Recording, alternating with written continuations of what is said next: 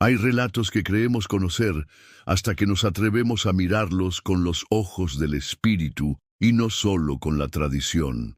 La historia que estás a punto de escuchar puede parecerte conocida, pero lo que descubrirás hoy no es lo que te enseñaron en la escuela dominical ni lo que se repite en los púlpitos. La figura de Noé ha sido presentada durante siglos como el prototipo de la fe inquebrantable y de la obediencia total, pero tras esa imagen pulida se esconde un entramado profundo de símbolos ocultos, decisiones moralmente complejas y mensajes cifrados que transforman esta narrativa en una poderosa advertencia para los tiempos que estamos viviendo.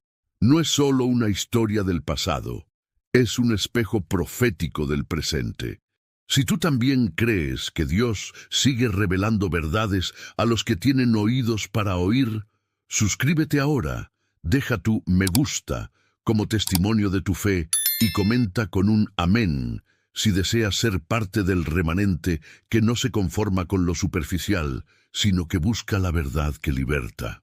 Hay relatos que creemos comprender hasta que decidimos escarbar más fondo. Y esta historia que estás a punto de descubrir, aunque te parezca familiar, fue moldeada, decorada y suavizada para que jamás te atrevas a cuestionarla. Se te presentó como una lección de fe y obediencia ciega, pero lo que se esconde detrás del relato de Noé es un entramado de misterios, símbolos cifrados y decisiones perturbadoras que convierten esta narrativa en un grito espiritual de advertencia. Quédate hasta el final, porque vamos a desenterrar las capas ocultas de una historia que fue pulida y manipulada con el propósito de adormecer nuestra conciencia. Y si estás aquí es porque anhelas sabiduría, discernimiento y una verdad que libere. Este no será otro cuento bíblico contado al pie de la letra, será la versión que nunca se atrevieron a contarte. La figura de Noé, según la versión tradicional, representa al hombre íntegro entre generaciones corrompidas, aquel a quien se le encomendó la monumental tarea de construir un arca colosal para preservar a su familia y a los animales del juicio que vendría sobre el mundo. Sin embargo, esa versión tan simplificada y revestida de emoción es apenas la superficie. Detrás de ella se esconde algo mucho más profundo. Cuando se examina con atención el relato en Génesis, surgen preguntas inquietantes. ¿Qué tipo de justicia es esta que extermina en masa? ¿Quién es realmente el ser que da esa orden? ¿Y qué sabemos en realidad del hombre que fue elegido para sobrevivir? Todo comienza con Lamec, el padre de Noé. En el texto canónico se nos dice que cuando su hijo nació, declaró que aquel niño traería consuelo frente a la maldición que había caído sobre la tierra. Pero existe otra versión mucho más antigua, excluida del canon bíblico, el libro de Enoc. Según este antiguo manuscrito, Lamec se aterrorizó al ver a su hijo recién nacido. Su piel era resplandecientemente blanca, sus ojos brillaban como el sol, e incluso la habitación entera se iluminó cuando abrió los ojos. Lamec comenzó a sospechar que su hijo no era completamente humano. Temía que su esposa hubiera sido fecundada por uno de los llamados vigilantes, entidades celestiales que descendieron a la tierra para unirse a mujeres humanas, según ciertos relatos. Desconcertado, recurrió a su padre Matusalén, quien a su vez buscó la sabiduría de Enoc, que había sido apartado del mundo terrenal. Enoc, dotado de visiones celestiales, confirmó que aquel niño tendría un papel crucial en el destino futuro de la humanidad. Pero advirtió que ese nuevo comienzo no vendría con compasión, sino con una purificación drástica y definitiva. Así, llegamos al diluvio. La versión que muchos conocen presenta a un creador que, al ver la maldad humana, decide aniquilar a toda forma de vida. Y se arrepintió el Señor de haber hecho al hombre, dice el texto.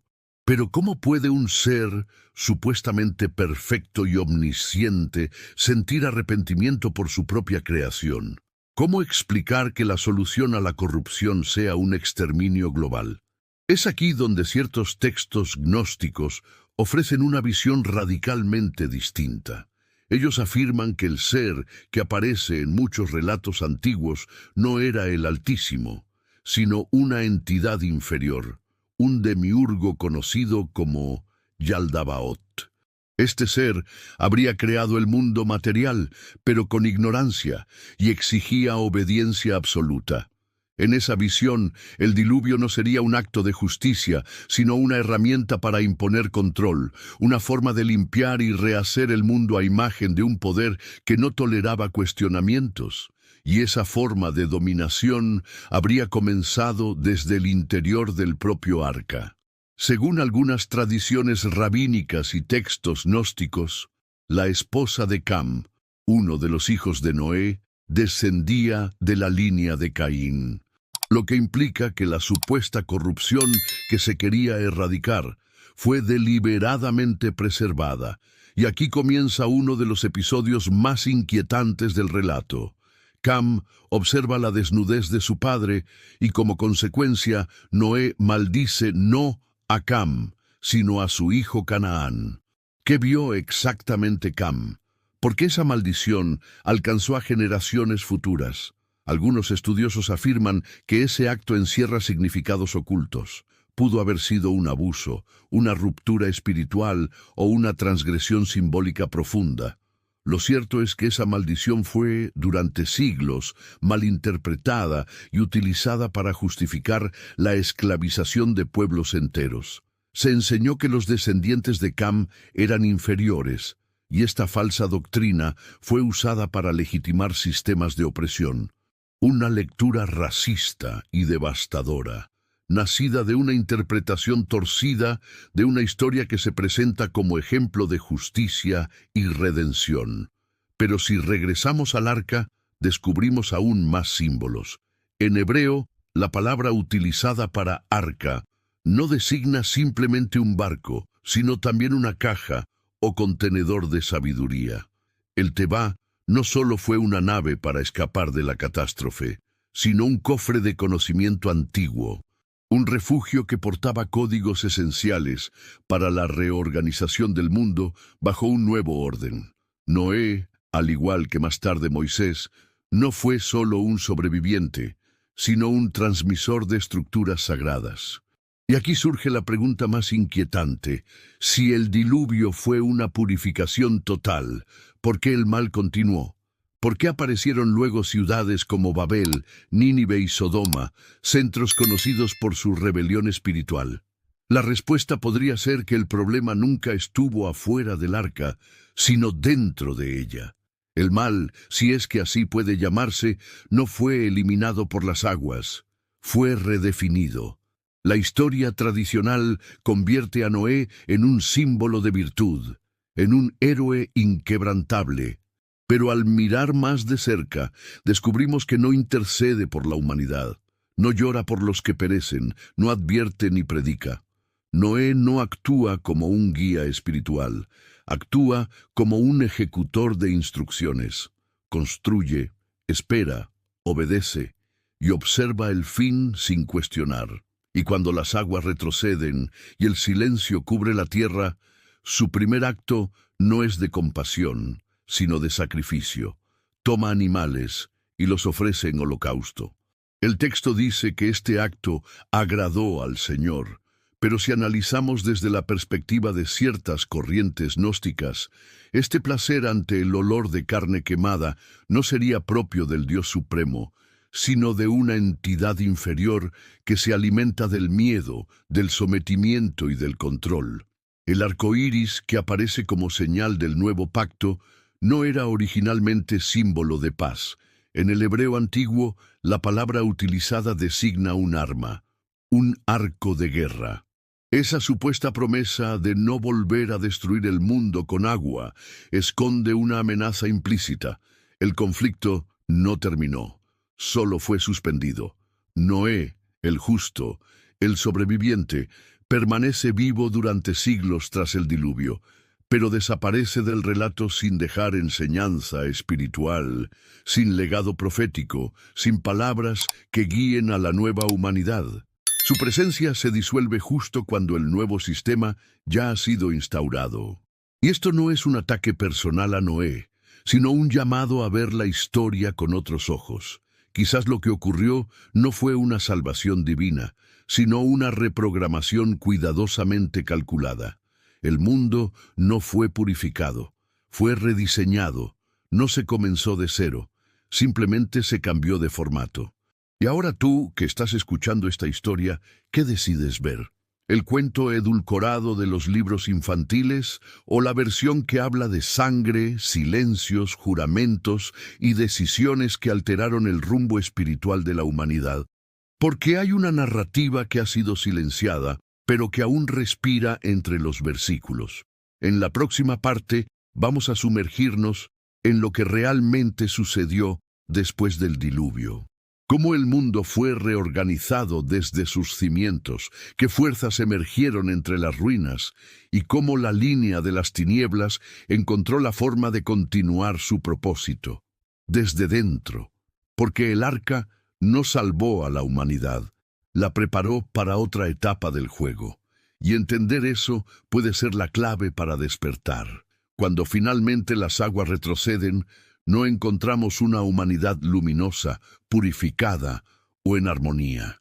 Lo que emerge es una civilización quebrada, temerosa y comprometida con un nuevo tipo de pacto, uno no basado en el amor, sino en la misión. El nuevo mundo nace con una atmósfera de obediencia, no de redención. La familia de Noé, únicos sobrevivientes del cataclismo, comienza a multiplicarse, pero algo llama la atención. No se dispersan, no se apresuran a fundar nuevas culturas ni a reconectarse con lo divino. Se mantienen unidos, hablan un solo idioma, piensan como uno. Y es de ese deseo de unidad que surge el proyecto de Babel. La Torre de Babel no fue solo un monumento a la arrogancia humana, como muchas veces nos hicieron creer. Fue un acto espiritual de independencia, una declaración colectiva de que la humanidad deseaba reencontrarse directamente con el cielo, sin intermediarios, sin estructuras impuestas. Una rebelión pacífica hacia lo alto. Pero la respuesta del cielo no fue enseñar, ni corregir, fue dispersar. Se confundieron las lenguas, se dividieron los sentidos, se esparcieron los pueblos. Aquello que estaba unificado se fragmentó. Y de esa fragmentación nació el mundo que hoy conocemos, dividido por idiomas, religiones, fronteras y sistemas en conflicto constante. Y eso no fue un error, fue estrategia. Una ciudad unida es difícil de controlar, pero una humanidad que no se comprende entre sí, que no puede unirse para cuestionar al poder, es fácilmente gobernada. El caos de Babel no fue castigo, fue mecanismo de control. Desde ese momento, el arma ya no fue el agua, fue la palabra. Y mientras los pueblos se dispersaban, los hijos de Noé, Sem, Cam y Jafet, se convirtieron en figuras simbólicas que representarían las raíces de civilizaciones enteras. El nuevo mundo no se basó en la sabiduría, sino en la segmentación. La tradición bíblica nos enseña que de Sem surgió la línea semita, de la cual más adelante emergerían los hebreos. A Cam se le vincula con África, Canaán, Egipto y Babilonia. Jafet, por su parte, estaría relacionado con los pueblos europeos. Pero entre estas tres ramas hay una que carga consigo un peso especial: la descendencia de Cam. Ya vimos su participación en el controvertido episodio de la desnudez de Noé. Ya vimos cómo su hijo, Canaán, fue maldecido por un acto que ni siquiera cometió. Entonces, ¿qué representa realmente Cam en esta narrativa? ¿Una línea de desobediencia, un linaje contaminado, o quizás el portador de una herencia mucho más antigua que el mismo diluvio? Los descendientes de Cam no solo fundaron ciudades poderosas, Establecieron sistemas organizados, refinados, que compartían un mismo núcleo, una espiritualidad distorsionada. Babilonia, Egipto, Asiria, Fenicia, todas estas civilizaciones compartían elementos similares, estructuras jerárquicas de poder religioso, adoración de seres híbridos, politeísmo institucionalizado, rituales sangrientos y una fascinación por entidades de conocimiento oculto. No estamos solo ante culturas, estamos ante la resurrección de un proyecto oculto disfrazado de civilización. Ese proyecto es el de los vigilantes. Aquellos seres descritos en el libro de Enoc que descendieron del cielo para impartir conocimientos prohibidos a los humanos. Aunque sus cuerpos desaparecieron en la catástrofe, sus ideas, sus símbolos, sus estructuras sobrevivieron. El diluvio no borró su legado, solo lo enterró lo suficiente para que germinara más tarde. Noé puede haber cerrado la puerta del arca a la humanidad, pero no pudo cerrarla a los códigos que ya estaban sembrados dentro de su propia sangre. Y es en este punto que aparece una figura crucial en toda esta red: Nimrod, bisnieto de Noé, descendiente directo de Cam. Su figura es presentada como la de un gran cazador delante del Señor. Pero en hebreo antiguo, esa frase puede interpretarse también como opositor frente al Señor. Nimrod no fue solo un cazador de bestias, fue un cazador de autoridad, un rebelde, el primer gran rey tras el diluvio, el fundador de urbes como Babel, Nínive y Calné. Él representa el primer intento serio, documentado, de establecer un poder centralizado con una espiritualidad propia, independiente del mandato celestial. Fue la primera chispa de una civilización alternativa, una que buscaba ascender sin pedir permiso. La torre que quiso levantar no era simplemente un edificio, era un portal, una puerta entre dimensiones, un mensaje para el cielo. No necesitamos intermediarios. Pero el sistema, como siempre, respondió con su estrategia predilecta: fragmentación. Dividió las lenguas, dispersó los pueblos, quebró la unidad. Mientras tanto, Noé desaparece lentamente del relato. Tras el episodio del vino y la maldición a su nieto, no se vuelve a escuchar su voz. No predica, no guía, no transmite sabiduría, solo envejece. ¿Qué pasó con él? ¿Dónde quedó ese hombre que obedeció cada palabra sin dudar? Tal vez Noé, al ver lo que el mundo se convirtió después del diluvio, comprendió que su papel no fue tan puro como imaginaba, que su obediencia no condujo a una renovación, sino a una perpetuación del sistema, que fue utilizado como herramienta, no como redentor. Quizás esa embriaguez no fue fruto del vino, sino del peso insoportable que arrastraba en el alma. Los imperios que nacen después del diluvio no se fundamentan en la justicia ni en la compasión. Se construyen sobre el miedo, la dominación y el conocimiento transformado en arma. Lo que antes era revelación se convierte en imposición. Se escriben leyes sagradas, no para liberar, sino para encerrar. Se levantan templos que no elevan al alma, la encadenan. Es en ese contexto donde los textos de Enoc resurgen como luces que titilan en medio de la oscuridad. En ellos no solo se narra la rebelión de los vigilantes, sino también el castigo que recibieron, los secretos que revelaron y el mensaje de advertencia que dejaron al mundo. Enoc vio los engranajes del cielo, los nombres de los arcontes, los ciclos invisibles del universo y las puertas por donde transitan las almas. Y lo más impactante de todo es que algunos antiguos escritos afirman que Noé tuvo acceso a esos libros, que los leyó, que conocía el contenido oculto, que entendía lo que estaba en juego, que sabía que el diluvio no fue solo una purga, sino un reajuste cósmico. Si eso es cierto, entonces Noé no fue un simple obediente, fue un observador silencioso dentro de una arquitectura celestial inmensamente compleja. La idea de que Noé pudo haber sido manipulado por una divinidad inferior resuena profundamente en las corrientes gnósticas. Para esta visión, el arconte creador, una entidad poderosa pero limitada, no busca almas libres, sino engranajes obedientes. Necesita orden, no conciencia. Y en ese marco, el diluvio universal no fue una purga espiritual, sino una sofisticada operación de limpieza selectiva. Eliminar lo que no podía controlar y preservar lo útil para levantar un nuevo orden basado en la sumisión.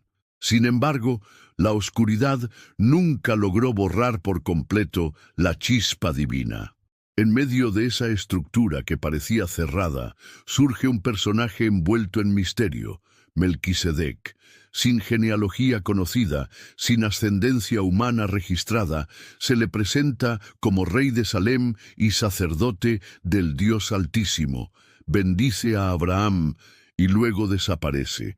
Para algunos es una manifestación divina, para otros un guardián del saber ancestral anterior al diluvio. Lo cierto es que representa una grieta en el sistema, una evidencia de que no todo fue contaminado, de que aún existían linajes de luz no corrompidos, verdades no domesticadas por las religiones institucionalizadas. Melquisedec se convierte en un testigo de que existen rutas espirituales paralelas, caminos que no pasan por el control, sino por la conexión directa con lo divino.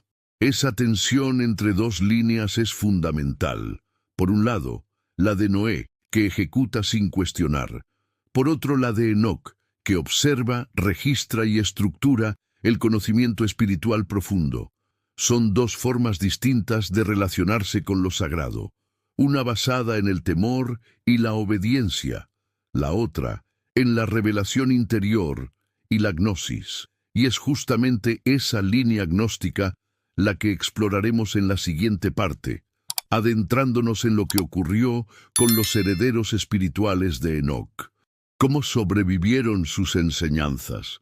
¿A través de qué comunidades perseguidas, escuelas ocultas y textos prohibidos se transmitió ese fuego sagrado? Porque la verdadera batalla nunca fue entre los humanos y los dioses. La guerra real es entre la luz y el control. Si creías que el diluvio fue el gran final, prepárate, porque apenas fue el inicio de un ciclo aún más complejo de manipulación camuflada como redención. El agua no borró el mal, solo lo transformó en su versión más refinada y funcional. Y eso se vuelve evidente al ver cómo, tan solo unas generaciones después, resurgen los sistemas de dominación, las estructuras religiosas que manipulan y las doctrinas espirituales usadas como herramientas de poder. No solo reaparecen, lo hacen con más fuerza, con mayor alcance y con una capacidad de control aún más sofisticada. Lo que el diluvio no pudo destruir fue inteligentemente reorganizado. Tras la confusión de las lenguas en Babel, el mundo dejó de hablar con una sola voz. Pero eso no detuvo a las civilizaciones. Al contrario, comenzaron a levantar mitologías, rituales y teologías que, aunque fragmentadas, compartían una raíz común, una raíz profunda que se hunde en el mundo anterior al diluvio. Era el conocimiento de los vigilantes, prohibido pero vivo, oculto entre símbolos, tradiciones orales, arte sagrado y linajes protegidos del ojo público. En Egipto los dioses tenían forma híbrida, mitad humana, mitad animal, una clara reminiscencia de los Nefilim. En Babilonia se hablaba de deidades que descendieron del cielo y otorgaron poder a los reyes. En la India, los Vedas describen entidades celestiales involucradas en guerras cósmicas. En América, los mayas y los incas narran visitas de sabios que enseñaron arquitectura sagrada y astronomía con precisión sobrenatural. Todas esas historias no son coincidencia. Son piezas dispersas de una narrativa prohibida. Fue entonces el diluvio un intento fallido de eliminar esa herencia, o más bien una estrategia para redistribuirla y adaptarla a nuevos sistemas de control disfrazados de religión. Y en medio de todo este mapa espiritual emerge nuevamente un nombre silenciado por la tradición: Enoc, bisabuelo de Noé. Un hombre que, según el relato, no murió. Fue llevado directamente al cielo por el Creador. Su libro narra visiones, revelaciones cósmicas y profecías. Vio el encierro de los vigilantes, conoció los nombres de los ángeles, comprendió la estructura invisible del universo y las leyes que sostienen la creación. Lo sorprendente es que ese conocimiento no era teológico en el sentido tradicional, era metafísico. No buscaba el culto, sino la comprensión. Y aunque sus escritos fueron excluidos de los textos oficiales, no desaparecieron. Sobrevivieron en secreto, resguardados en escuelas místicas, transmitidos en susurros entre generaciones de buscadores. A veces se los llamó esenios, otras veces hermetistas, otras iniciados, pero todos compartían el mismo núcleo, la certeza de que el verdadero Dios no habita en templos de piedra ni en tronos celestiales, sino en el silencio interior. Y para encontrarlo, hay que liberarse del sistema que colocó una imagen falsa en su lugar. Estas antiguas escuelas de sabiduría comprendían que el mundo en el que vivimos no está gobernado por el verdadero Creador, sino por una fuerza inferior, un arquitecto impostor, una inteligencia que se hace pasar por divina, pero que exige adoración, pide sacrificios de inocentes y premia la obediencia ciega. Según esta visión, la única forma de escapar del laberinto era recordar nuestra esencia original, despertar la memoria de lo que éramos antes de nacer en este plano de normas impuestas. Y aquí volvemos a Noé, cuya figura parece adquirir una nueva dimensión. De acuerdo con ciertos fragmentos del libro de Enoc, Noé habría tenido acceso a estos textos reveladores. Se dice que los encontró, que los leyó parcialmente, que comprendió fragmentos, pero que aún así decidió seguir las órdenes de la voz que le hablaba. El dilema no es si obedeció, más bien, ¿quién fue realmente el que habló con él? La voz que lo instruyó para construir el arca nunca se identifica claramente. No se presenta como el Altísimo, ni como la fuente suprema. Solo se nombra a sí misma como Dios. Pero como bien saben los místicos, ese título ha sido adoptado por muchas entidades que no lo son. Si Noé siguió las instrucciones de una inteligencia inferior creyendo que era el Dios verdadero, entonces su historia deja de ser un acto de fe heroica para convertirse en una advertencia cósmica. La obediencia sin discernimiento puede transformar al justo en instrumento del mal. Y ese mismo patrón se repite hoy. Vivimos en un mundo que glorifica la obediencia automática, que castiga a los que cuestionan, que teme al conocimiento interior. Un mundo que prefiere masas repitiendo dogmas en lugar de individuos despertando verdades. Pero incluso en este sistema siempre hubo quienes se resistieron. Uno de ellos fue Melquisedec, una figura tan enigmática como poderosa, un sacerdote sin genealogía, un rey sin origen terrenal. Aparece brevemente, bendice a Abraham, recibe ofrendas y se desvanece de la narrativa. ¿Quién era? Un vestigio viviente de la sabiduría anterior al diluvio. Un enviado del Dios verdadero, una manifestación pura de la conciencia suprema. Para los gnósticos y antiguos místicos, Melquisedec no fue un simple hombre. Representaba una orden espiritual que antecedía a las religiones organizadas, una línea sagrada que no dependía de templos, rituales ni estructuras institucionales. Su conexión con lo divino era directa, incorruptible e inquebrantable. Curiosamente, el Nuevo Testamento conecta a Jesús con esta figura. Afirma que fue sacerdote según el orden de Melquisedec, no según Aarón, no según Moisés, sino según una estructura más antigua, más libre, más elevada. Esa sola frase rompe la base sacerdotal del Antiguo Testamento y vincula al Mesías, no con la ley impuesta, sino con la gnosis revelada. ¿Y qué implica eso en el contexto de Noé? Significa que mientras algunos construyen arcas por temor, otros caminan sembrando sabiduría oculta. Que mientras muchos obedecen voces externas, unos pocos escuchan el susurro interno. Que mientras se imponen arquetipos de salvación colectiva, la verdadera redención es íntima, silenciosa, profundamente individual. Así, la historia de Noé deja de ser un cuento infantil para transformarse en un espejo espiritual. Un espejo que nos interroga: ¿a quién estás obedeciendo tú? ¿Sigues órdenes porque así te lo dijeron? ¿O estás escuchando la chispa divina que vive en tu interior? ¿Estás repitiendo una historia ajena o estás escribiendo la tuya propia?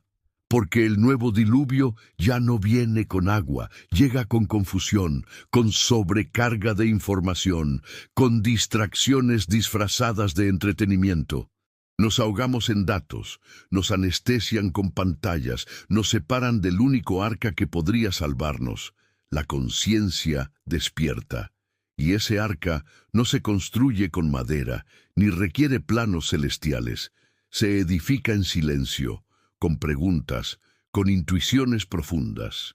No se necesitan animales ni pactos externos, solo una decisión: dejar de repetir lo heredado y comenzar a recordar lo olvidado, porque el sistema instaurado después del diluvio nunca desapareció, solo evolucionó. Sacrificios reemplazados por impuestos, templos por gobiernos, profetas por influenciadores. Pero la estructura se mantuvo: gobernar mediante el temor. Y mientras ese miedo siga dirigiendo nuestras decisiones, permaneceremos atrapados en ciclos infinitos de destrucción, sumisión y obediencia sin alma. Tú no viniste a este mundo para obedecer sin pensar. Viniste a despertar. Y si tus ojos están recorriendo estas palabras ahora, no es casualidad. Algo en tu interior, más antiguo que tu nombre, más profundo que tu historia, ha comenzado a recordar. Hay una chispa que ha empezado a encenderse, una memoria sagrada que susurra que alguna vez, en un tiempo olvidado, no necesitábamos mediadores para hablar con lo divino, que antes del diluvio, antes de las cadenas invisibles, existía libertad espiritual. En la siguiente parte de esta historia exploraremos cómo esa libertad fue cuidadosamente fragmentada, disuelta en símbolos y dispersada por el mundo. No fue destruida, fue escondida, y todavía hoy, en pleno siglo XXI, puede ser recuperada.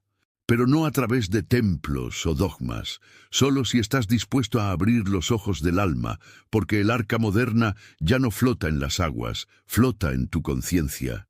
Y solo tú puedes decidir si caminas hacia ella o si sigues repitiendo la narrativa de quien creyó estar salvando al mundo, pero en realidad perpetuó su prisión. Noé fue recordado como justo. Pero, ¿qué es la justicia sin discernimiento? Puede convertirse en obediencia peligrosa. Su historia, si la contemplamos desde una nueva mirada, ya no representa una redención universal, sino una restauración encubierta de un sistema que necesitaba seguir funcionando, más ordenado, más eficiente, más resistente al despertar de la humanidad. Las civilizaciones que surgieron tras las aguas no construyeron un nuevo mundo basado en la compasión.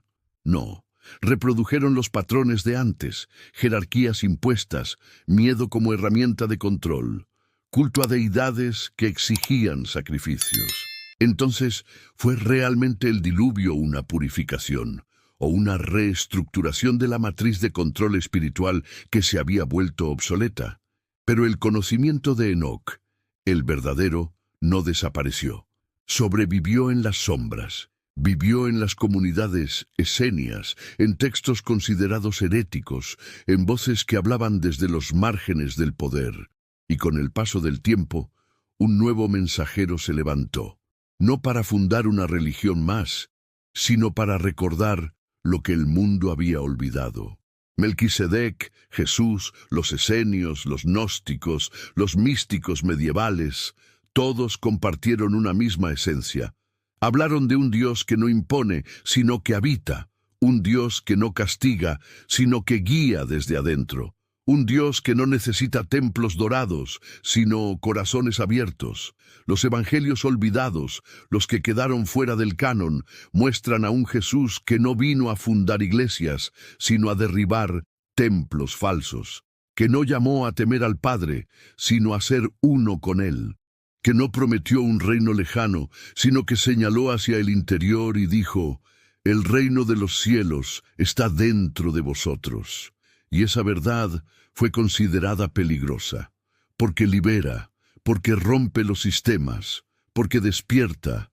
Por eso fue perseguida, por eso fue distorsionada. Lo mismo ocurrió con los textos de Enoc, los evangelios gnósticos y tantas enseñanzas ancestrales que revelaban un secreto esencial: que el ser humano tiene una conexión directa e inquebrantable con lo divino. Por eso fueron ocultadas, desacreditadas o transformadas en dogma. Pero ni siquiera los dogmas pueden borrar lo que está grabado en el alma. Y es en momentos como este, cuando el mundo repite sus ciclos de caos, que esa memoria regresa. No por libros, sino por una inquietud interna que no se calma con sermones. Una voz silenciosa que te pregunta: ¿eso es todo? ¿Esa es realmente toda la historia? Y entonces miras hacia atrás y comprendes que el diluvio fue real, pero no como lo contaron. Que el arca existió, pero no era de madera. Que Noé no fue un héroe, sino una pieza más. Y que el mundo no fue salvado, fue reconfigurado. Esta comprensión no es fácil. Duele, rompe estructuras, destruye ídolos cómodos, pero también libera. Porque cuando entiendes que la estructura que rige este mundo no es divina sino artificial, puedes comenzar a desactivarla. Y no se trata de pelear con el sistema, se trata de dejar de jugar su juego, de recordar quién eres, de volver a ti, de construir tu propia arca, no una física, sino una espiritual, hecha de silencio interior, de coraje profundo, de intuiciones que nadie más puede darte. Un santuario dentro de ti mismo, donde lo verdadero puede sobrevivir al próximo diluvio. El que ya no es de agua, sino de ruido, de información manipulada, de emociones programadas. Porque mientras el mundo te distrae con estímulos vacíos, tu alma clama por algo real. Y tú ya lo sabes. Y aquí está el punto clave. El nuevo diluvio ya ha comenzado, pero no es de agua. Es un torrente invisible de ruido constante, distracciones que adormecen, religiosidad vacía, espiritualidad convertida en producto, de voces que hablan en nombre de Dios sin conocerle realmente, que prometen salvación a cambio de diezmos, votos o sumisión. La humanidad está siendo arrastrada por una corriente sutil que susurra: «Esto es fe», cuando en realidad es miedo, que dice: «Esto es Dios», cuando en el fondo solo es poder disfrazado. Y el arca, la verdadera arca, no te espera fuera, sino dentro de ti. Cada vez que eliges el silencio en lugar de la reacción, la compasión en vez del juicio, la verdad incluso cuando duele, estás subiendo a bordo de ella. Y tú, que has llegado hasta aquí, lo sabes. Ahora lo has visto y ya no puedes ignorarlo. Has cruzado un umbral, y lo que hagas con esta revelación decidirá si repites la historia de Noé o si despiertas como Enoc. Porque Enoc escuchó, caminó con Dios, y fue llevado, no destruido. Fue luz en medio del sistema. Fue el recuerdo vivo de lo que el alma humana puede llegar a ser cuando no es esclavizada. Y esa luz sigue aquí, en ti, en todos los que no se conforman, en los que preguntan, sienten y buscan. No es fácil, pero es real, y eso basta. Si esta historia ha encendido algo en lo más profundo de ti, no dejes que muera aquí. Compártela. No como una doctrina, no como una verdad absoluta, sino como una semilla, porque quizás en medio del próximo diluvio, cuando el mundo entero vuelva a cerrar los ojos, seas uno de los que en silencio construyen una nueva arca. Si crees que Dios aún habla al corazón de quienes le buscan de verdad, suscríbete ahora mismo a este canal. Deja tu me gusta como testimonio de fe y escribe en los comentarios una palabra que el Espíritu Santo ponga en tu corazón. Así, este mensaje llegará a otros que necesitan escucharlo antes de que sea demasiado tarde.